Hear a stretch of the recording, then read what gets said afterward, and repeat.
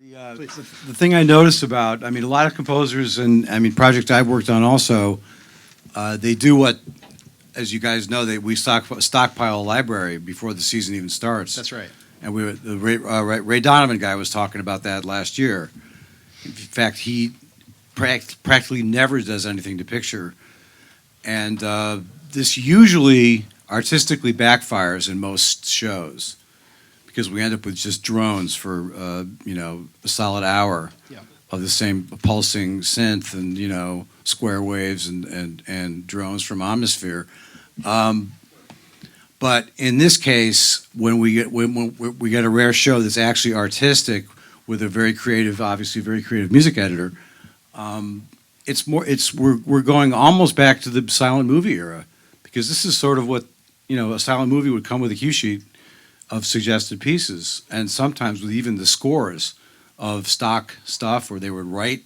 The conductor would actually compose interstitial music, and so it wouldn't be really scored to picture like with the timings, the old school Jerry Goldsmith way, or the way we used to do it in Hollywood here.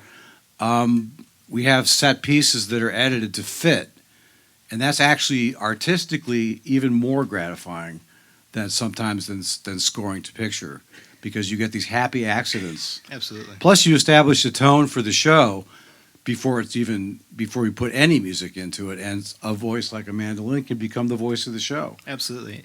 And I would add that actually on the show there's not a music editor. So it was a collaboration with the editors and myself where they would cut something together and say, hey, does this work? What do you think? And usually it would mostly work, but I would be taking another swing at it to really make it work with the picture.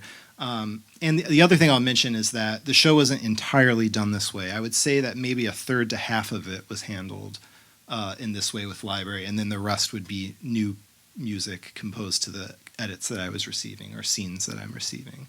So you get this really nice dynamic thing where you have the happy accidents, but you can also take some big swings or have ideas based on what you're actually seeing in the picture.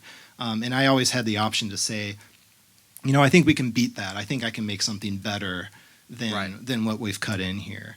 But the nice thing is it's better to compete with yourself than with a piece of temp music. And when you create a body of work like this, it really eradicates the need for temp music.